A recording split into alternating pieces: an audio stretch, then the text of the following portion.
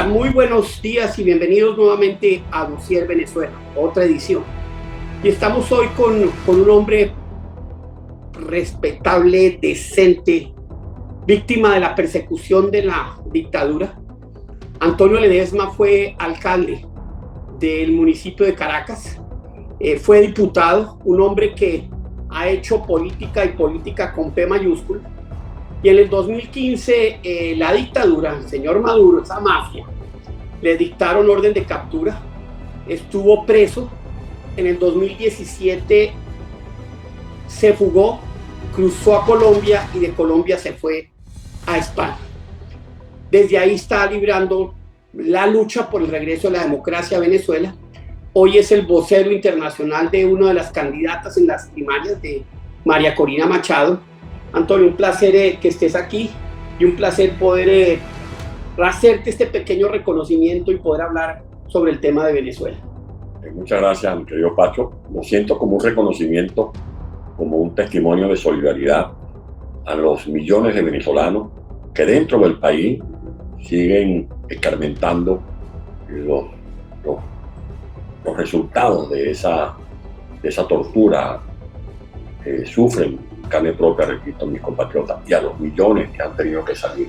Hoy me enviaba el líder estudiantil Vizca Fernández unas imágenes de centenares de personas, entre los que se encontraban venezolanos, haciendo filas, impugnando a ver cómo pasaban la raya para comenzar a transitar la selva de Darién. Esa es la gente que necesita nuestra solidaridad, nuestro reconocimiento. Por lo que veíamos antes de comenzar esta conversación, este mensaje de la gente de las redes, cuyo presidente, el doctor Tarazona, sigue privado injustamente de la libertad, como lo están también decenas de militares y de civiles que simplemente lo que han hecho es ejercer el derecho a disentir del régimen madurista. Antonio, ahorita hay una gran polémica por unas declaraciones tuyas. ¿Qué es lo que quieres, qué era lo que querías decir con la entrevista que diste hace 2 días? ¿Cuál era el mensaje exacto que tú querías hacerle llegar a los venezolanos adentro y afuera de tu país? Bueno, tratar de verbalizar lo que es el mensaje de María Corina dentro y fuera de Venezuela. María Corina ha dicho que esta es la lucha para que por la vía pacífica, por la vía cívica, podamos dirimir las diferencias de todos los venezolanos. Y María Corina Machado ahorita es la cara de la paz, es la mujer que va y se encarama en una tribuna en un estado de los Andes o de los llanos de Venezuela y enarbola las banderas de la concordia, porque está promoviendo una consulta popular, una consulta ciudadana organizada por los propios ciudadanos. Hay una comisión de primarias que preside, entre otros ciudadanos honorables, el doctor Casal, y esa ruta es precisamente la que estamos defendiendo. Y lo que quería decir es que si en algo pueden contribuir las Fuerzas Armadas, los policías que tienen carnet, que tienen armas para resguardar la soberanía y el territorio nacional, a garantizar que ese proceso de elección de primaria se pueda realizar con toda normalidad. En Venezuela hay todos los días actos de desobediencia civil.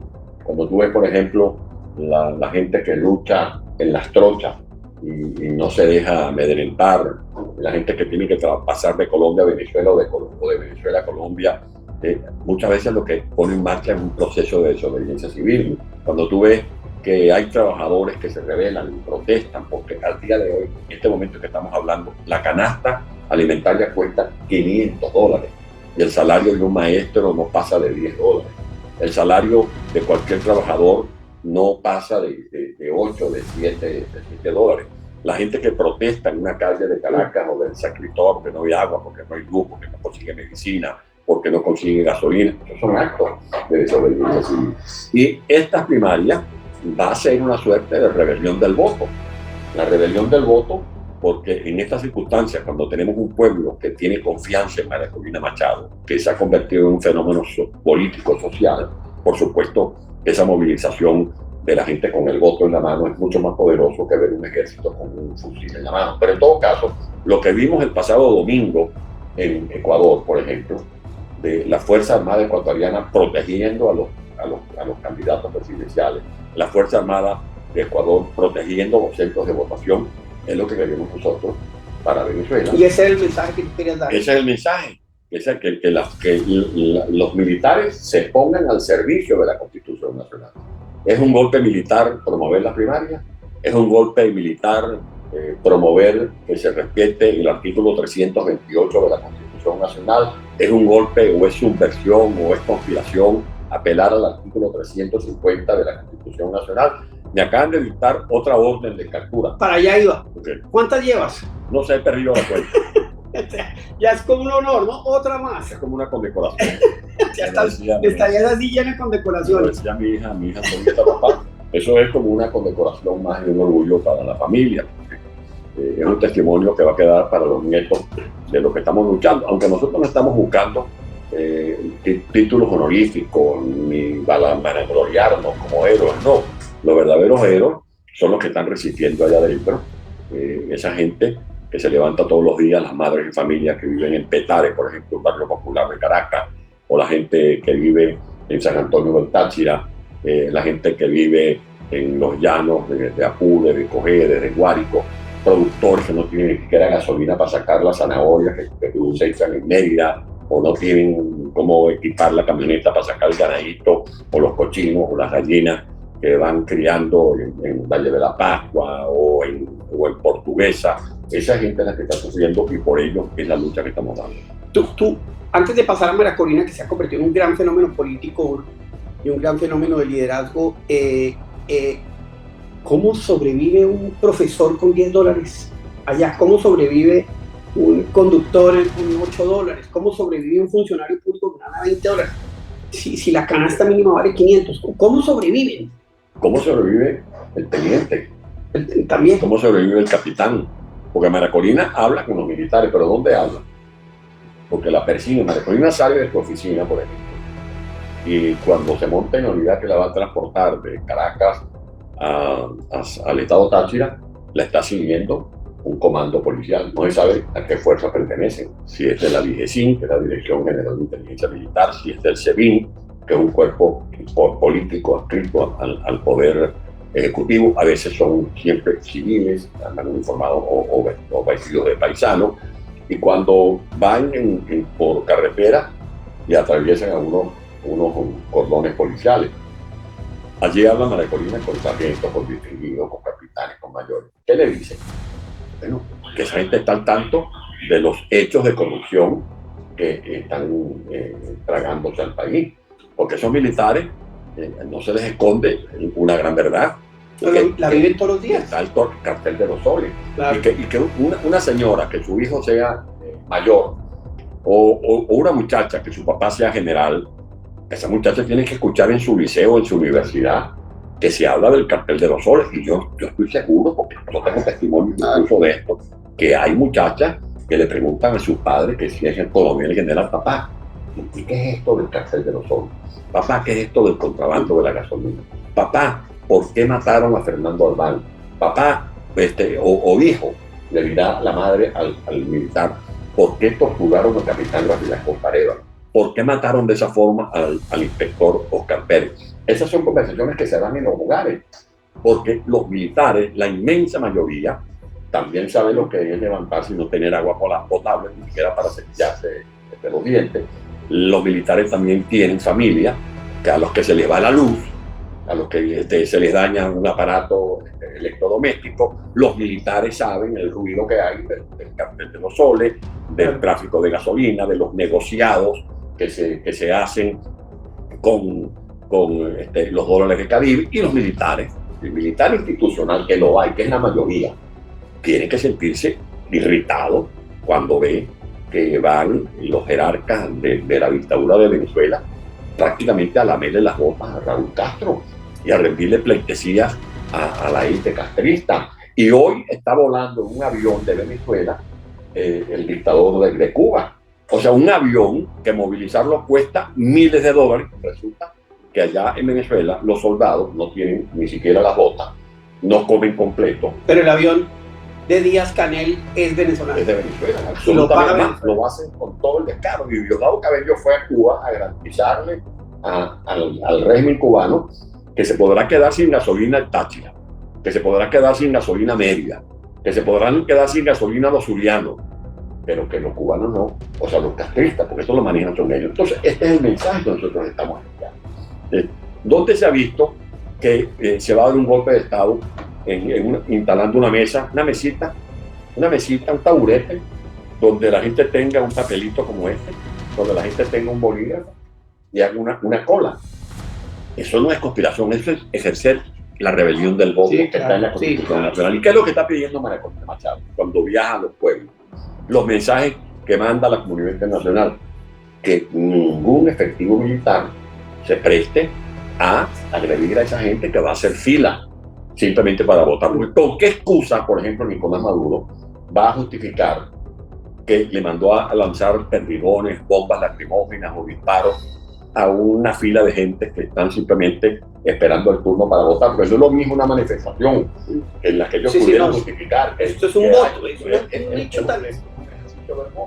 Entonces, lo que estamos pidiendo es que nadie haga uso de eso. Ahora, este fiscal, que es un comisario político, me aplica a mí el artículo 128.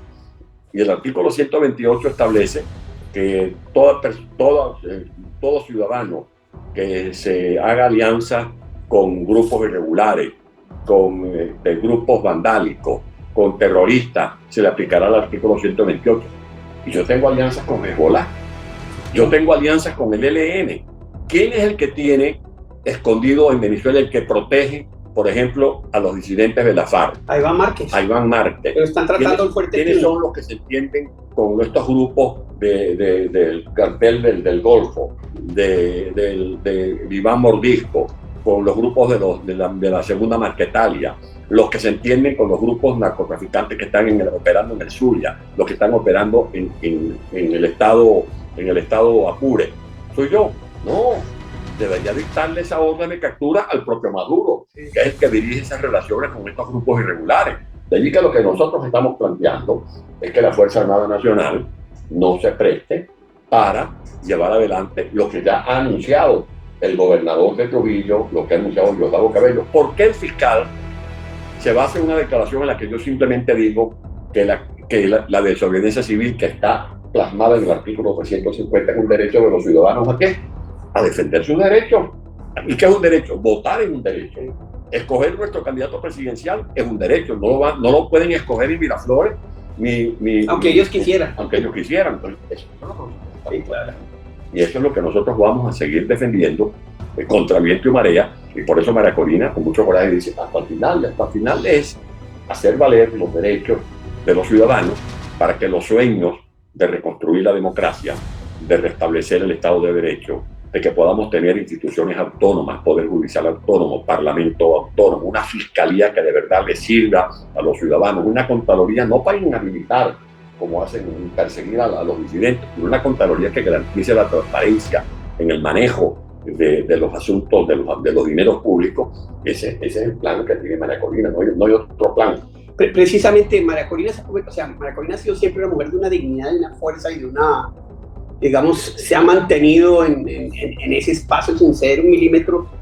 Y hoy la ve uno como una gran líder que está convocando, y uno ve las fotos de un montón de gente en esas dificultades, ir a una manifestación. Lo que uno empieza a ver es que hay un fervor, y las encuestas pues la ponen muy adelante. Si María Corina gana estas primarias y el régimen no la habilita, ¿qué pasa? ¿Qué puede pasar? ¿A dónde continúa esta batalla en un momento como esos? Porque uno la ve ya a ella como la nueva líder de la oposición, pero lo que se necesita es que lleve a Venezuela a esa democracia que tanto queremos. María Corina está defendiendo el derecho de todos los venezolanos. No es que María Corina esté simplemente haciendo este trajín para ser candidata y ganar. No, es que no se trata de que van a inhabilitar a María Corina.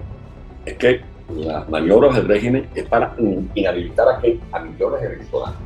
Hoy dijo, por ejemplo, el doctor Casal, el presidente de la Comisión de Primaria, que está previsto que voten millones de venezolanos. A esos son los que quieren inhabilitar. Porque un ciudadano, una mujer, un joven que quiera votar por cualquiera de los precandidatos pero que no le permitan inscribirse en el registro electoral permanente, que no le permitan actualizar su estatus en el registro, porque de repente ese ciudadano se mudó de Caracas para Táchira, por ejemplo. Esa migración tiene que actualizarse. Y el nuevo elector, el joven, tiene que inscribirse. Y ya no se habla solo de inhabilitar a María Corina, sino de inhabilitar a otros precandidatos. Pero es que además, cuando hay una competencia y tú optas por ser candidato presidencial, yo opto por ser candidato presidencial, que no es el caso. Se trata de que la gente tenga el derecho a elegir o elegir también. Cuando se le saca del juego al candidato de su preferencia, ¿qué están haciendo? Están inhabilitando a María Corina. Si pretenden sacar del juego a María Corina, están inhabilitando el derecho de millones de venezolanos que están pensando en ella. Y María Corina por eso ha dicho que la lucha por llevar adelante las primarias no es una tarea solo de ella, son de todos los precandidatos, y por eso han firmado un acuerdo en pro de que se siga adelante con el proyecto de las primarias, y por eso ella invita a todos los venezolanos, los que están adentro y los que estamos afuera, a que sigamos adelante, a que no arriemos bandera, porque esto es hasta el final, y hasta el final significa luchar, y para eso están los recursos que nos ofrece la propia Constitución Nacional, como lo dije claramente en todas estas entrevistas que he dado en distintos países del mundo. Antonio, y bueno, el TICAP están en ese proceso. ¿Ya hay fecha ya se tomó la decisión de qué fecha se van a dar las primarias? Ya el doctor Casal, junto con los otros miembros de la Junta de Primarias, ha anunciado que se inicia formalmente la campaña el 22 de agosto y que las primarias se van a realizar el próximo 22 de octubre. Y ya se están habilitando los equipos de trabajo, no solo adentro, son más de 3.000 centros de votación. Como dije, es un procedimiento, digamos, hasta sencillo, porque es que la gente busque un lugar, una iglesia, una escuela, un centro deportivo, y si no, el patio de cualquier vivienda que habiliten, los del miembro del comité organizador, lo están todos. Sí. Ahí está el representante de María Corina, el representante de Pérez Rivas, el representante de Capriles, el representante de Prosperi, de Delsa Solórzano, de Andrés Velázquez, de Roberto Enrique, de Caleca, de Tamara, están todos. Y entre ellos se ponen de acuerdo. Y cada quien, junto con la comisión de primaria, se imprime boletas, un papelito, y con ese papelito y un lápiz, el ciudadano vota. Y entre ellos cuentan, ellos tienen un programa, un proyecto absolutamente cívico, y para eso se requiere entonces contar con la observación internacional. ¿Por qué es importante la observación internacional? Porque fíjense ustedes cómo este fiscal, que es un operador político de la dictadura, me dicta a mí una orden de captura, hablando que con la Interpol, primero que los temas políticos no tienen nada que ver con Interpol. Lo mío es una cacería política. Ustedes no tienen piedad con la miseria. Me metieron preso allá, tuve que hacer huelga de hambre allá, me llevaron a un hospital más de 3 veces de las palizas que nos propinaron, asaltaron la alcaldía metropolitana. Sin embargo, me resistí, no me doblegué y no me voy a doblegar, no me van a parar. Pero fíjense que mientras a mí me persiguen, ¿dónde está Tarek El-Aissami, el que era presidente de PDVSA? ¿Dónde están los 23.000 millones de dólares? ¿Por qué no le abren una investigación al gobernador del estado Táchira, al que ustedes mandaron a amenazar a María Corina Machado, que la recibieran a golpe, para no usar un término grosero? ¿Por qué no le abren una investigación a Diosdado Cabello, que sí está propiciando violencia, dijo en el estado portuguesa recientemente que había que reparar grupos de choque para agredir a María Corina Machado? ¿Por qué no le llama la atención a ese general comandante de la Guardia Nacional que dijo que si los candidatos inhabilitados se inscribían o participaban en las primarias era un acto de subversión? Eso es un acto cívico. Es el derecho que tiene un precandidato al que se le están conculcando sus potestades para optar por ser candidato presidencial de los venezolanos para las elecciones del 2024 con medidas arbitrarias. Y el artículo 350 es clarito. Cuando un venezolano sienta que se le está aplicando una medida arbitraria, tiene el legítimo derecho de desconocer. Eso se llama desobediencia civil. Lo que podemos agregar acá, que es importante, es que en la última reunión de Delcy Rodríguez con Josep Borrell, el canciller de la Unión Europea, Borrell le dijo: tiene que ir una misión electoral de la Unión Europea a las primarias. Y él dijo, ni loco. Y ahí el señor Borrell se fue, se acabó la reunión. Entonces lo que ellos piensan es que así van a lograr reconocimiento y no. Y ahí está la diferencia. Mientras María Corina Machado, la instrucción que nos da a los equipos que estamos ayudando es que cuando hablemos con los voceros de la Unión Europea, le planteemos la necesidad de que hayan en Venezuela observadores internacionales. ¿Para qué? Para que vayan a observar los tanques de guerra, o los fusiles, o las granadas, los explosivos que tiene María Corina. No, precisamente porque no tiene nada que ver con esa violencia, sino con el ejercicio del voto, la rebelión popular, pero con el voto, esa expresión tan sublime del voto, que haya garantía de que en Venezuela se pueda cumplir un proceso electoral. ¿Qué es lo que se debate siempre cuando salen los voceros en la Casa Blanca, por ejemplo? ¿Qué es lo que dicen los voceros del Departamento de Estado? Lo que dice el primer ministro de Canadá, lo que declaran los mandatarios de varios países de América Latina.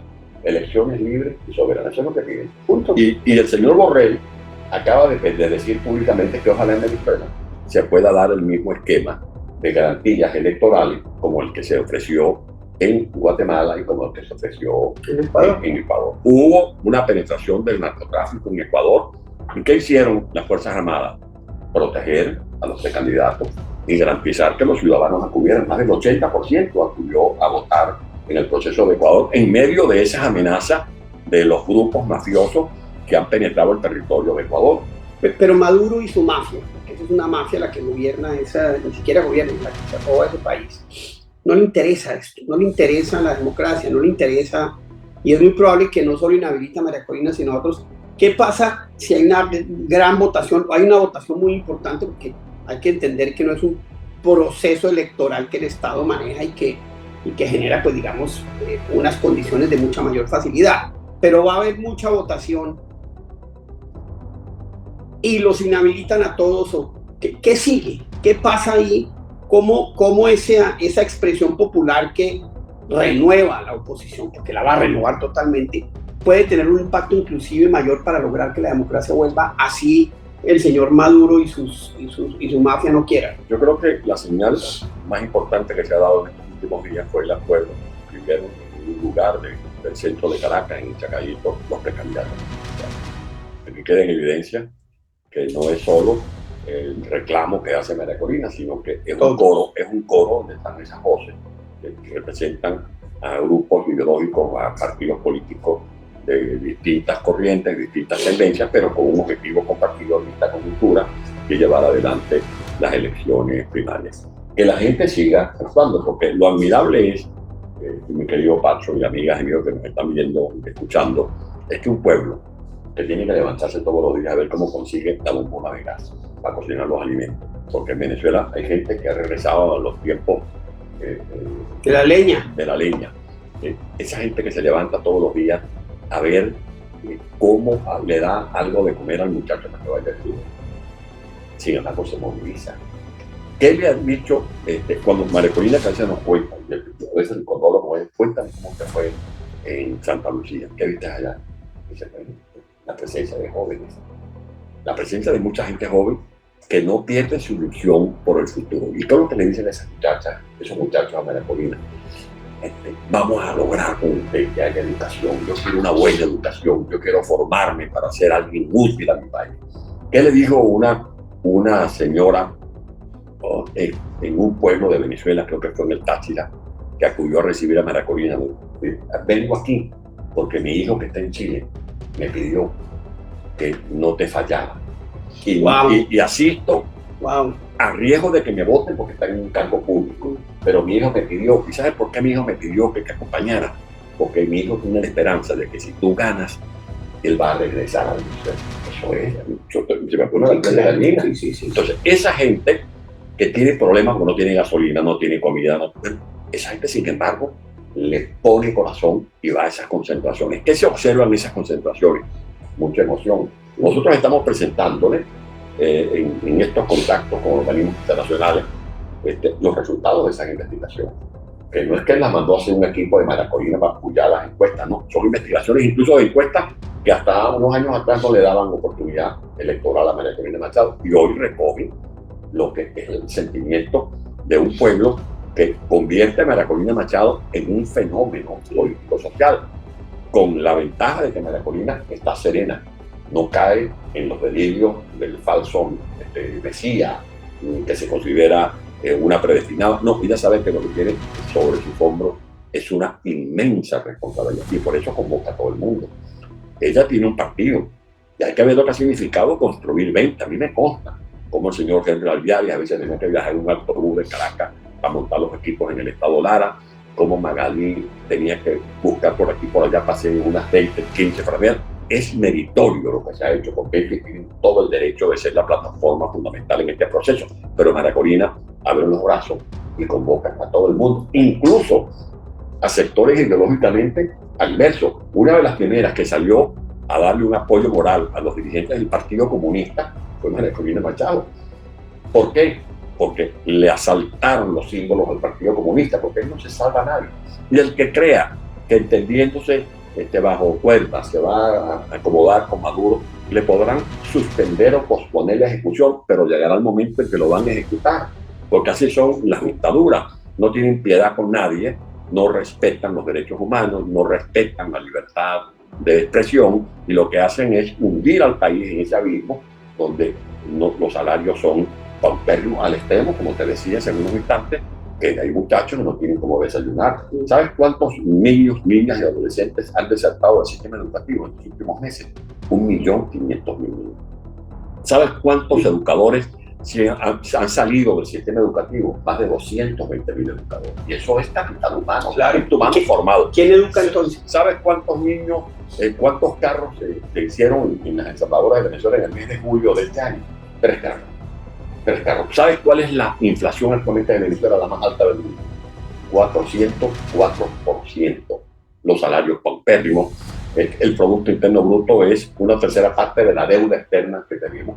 Entonces, un país en esas condiciones necesita de un liderazgo muy sólido como el que encabeza María Corina Machado. Porque no es que tampoco María Corina vaya a cortar cabezas y a desplazar a todo el mundo. Yo gané y soy yo, no. Ella sabe que necesita un equipo, pero de los mejores. No es que dame una cuota a mí para yo manejar PDVSA, o dame una cuota a mí para yo manejar la CBG, o dame a mí una cuota de poder para yo manejar el Ministerio de Salud. No. Lo que ha dicho María Corina, y para algunos eso es incómodo, no. Primero que tu carnet político, preséntame tus credenciales. ¿Cuál es tu plan para que en Venezuela tengamos gas doméstico garantizado en todos los hogares del país?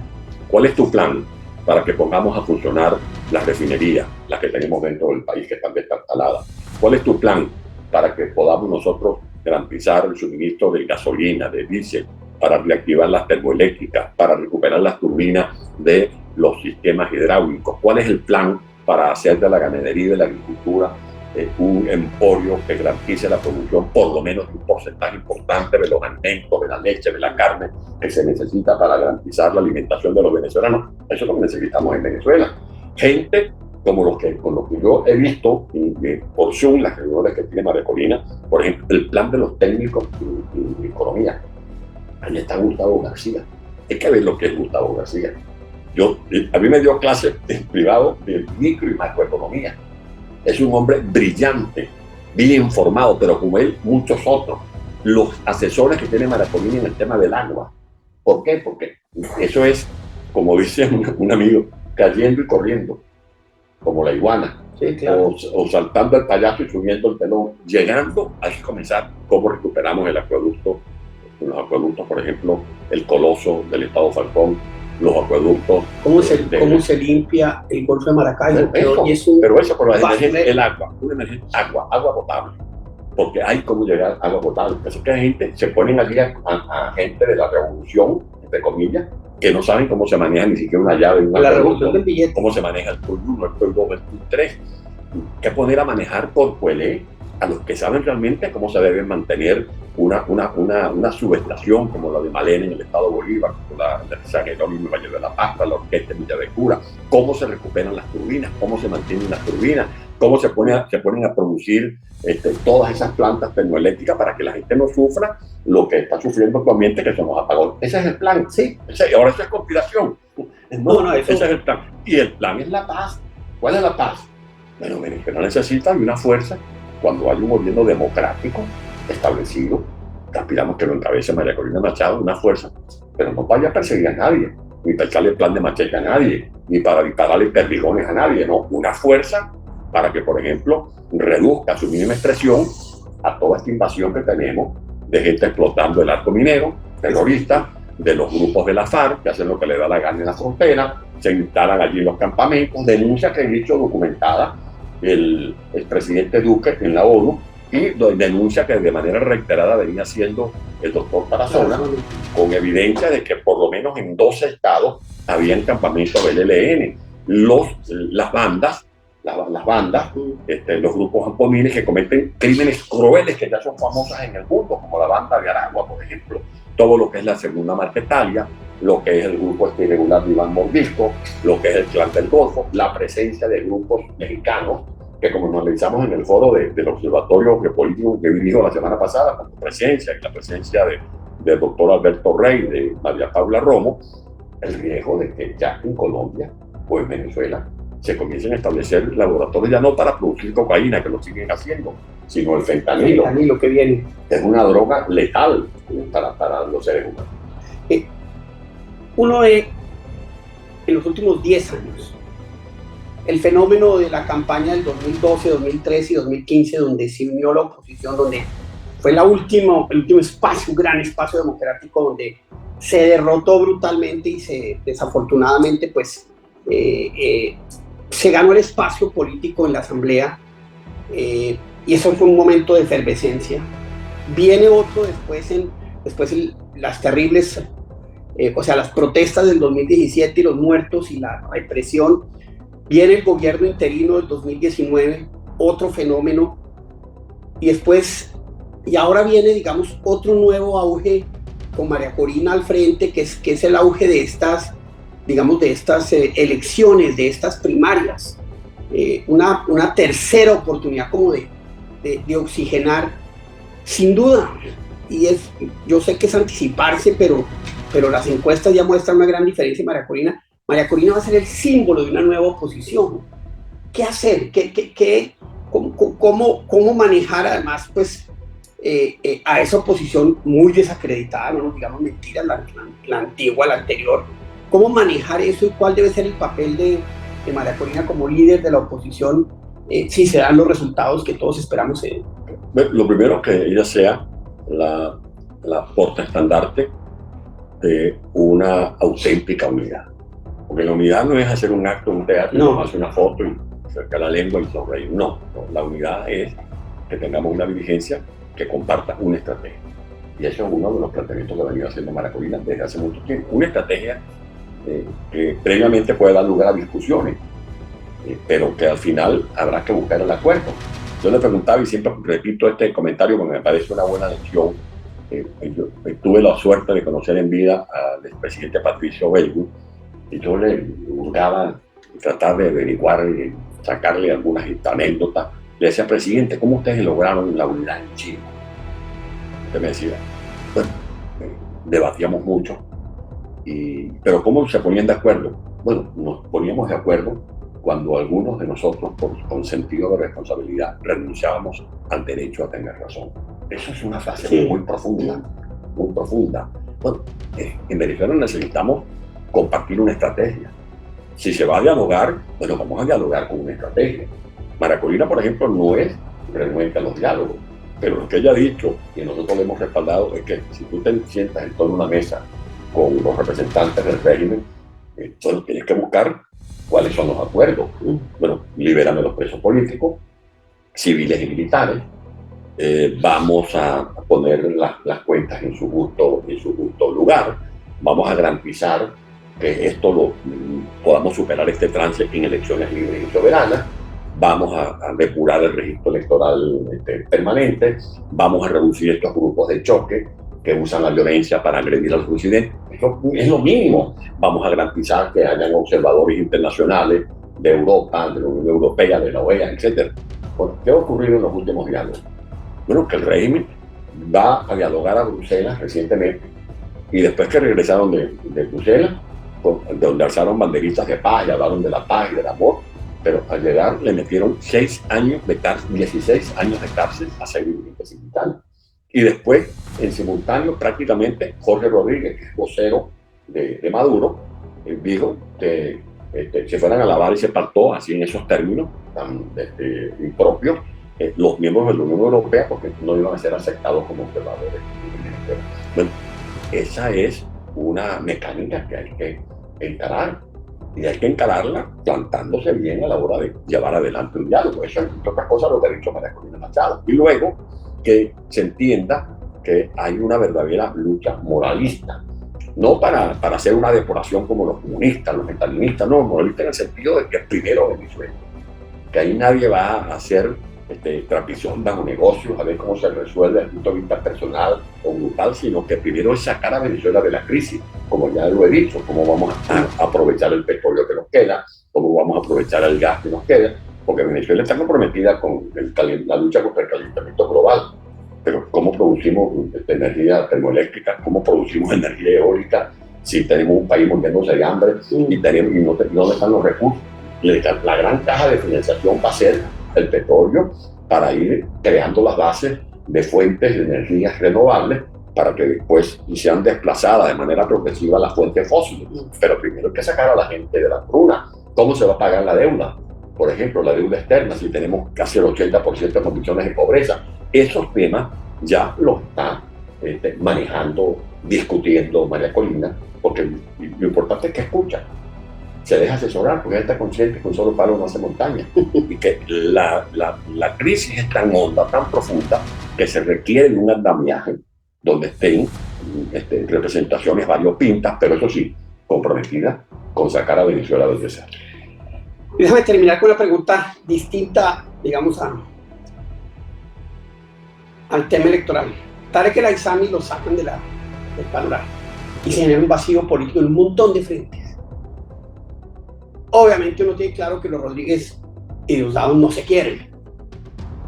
Eso no hay una pelea ahí adentro, están pasando cosas entre los Rodríguez y Diosdado para llenar el espacio de Tarek, que uno diga, hombre. Recuerda que las mafias siempre hay peleas, sí. Uno lo puede ver en los libros, uno puede haber leído las películas, por haber El Padrino, cómo se peleaban y después se reunían en el sótano de un hotel. Y entonces Don Corleone repartía, bueno, para La Paz tú te quedas con los casinos, tú te quedas con el contrabando de tabaco y de licor, tú te quedas con los prostíbulos, etc.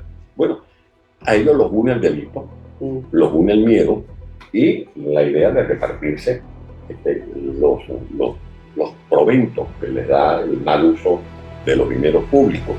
Fíjate que en el caso de Tarek El Aissami no es una cruzada de lucha contra la corrupción, no, es un ajuste de cuentas, porque se estaba quedando con el negocio completo y no partía la cochina. Hasta había un negocio en el mercado negro con nuestro petróleo y no le rendían cuenta, por ejemplo, a los cubanos, y fueron los cubanos, Castro, que le llevó el expediente y a ponerle la piedra a Tarek El Aissami ante Maduro. Y luego vinieron los iraníes a defender a su heraldo, porque el heraldo de los iraníes es Tarek El Aissami. De allí que Venezuela está siendo arrebatada a tirones por los rusos, que tienen interés en el litio, que tienen interés en el uranio, que tienen interés en perturbar la paz del hemisferio desde Venezuela, los iraníes, que también tienen sus intereses de promover sus anclajes, núcleos terroristas, los castristas, que por supuesto tienen esa ubre a la que siguen chupando y chupando y chupando, porque los castristas son realmente los que tutelan a Maduro, esa es la verdad. Y todos estos planes, por ejemplo, de generar confusión, de decir que María Corina está promoviendo o va a promover un alzamiento militar, cuando María Corina lo que está planteando es que precisamente los militares respeten la Constitución Nacional y que como parte de los venezolanos sean garantías de que se puedan hacer estas elecciones primarias y que participen en los movimientos religiosos, que participen todos los partidos políticos, y que si ellos van a escoger candidatos, porque lo imponen un cogollito de ellos, casi son estos partidos hegemónicos, en el caso nuestro, por más incluso ventaja que tenga María Corina en las encuestas, ella ha dicho no, esto tiene que salir de una consulta popular y que sea la propia gente la que rubrique quién debe ser el abanderado presidencial de la resistencia. Bueno, un momento histórico para Venezuela. Un hombre que ha luchado por la libertad, que ahorita le acaban de clavar, como decimos en Colombia, otra orden de captura. Un hombre que ha defendido la democracia en Venezuela a costa de su propia libertad, desde afuera.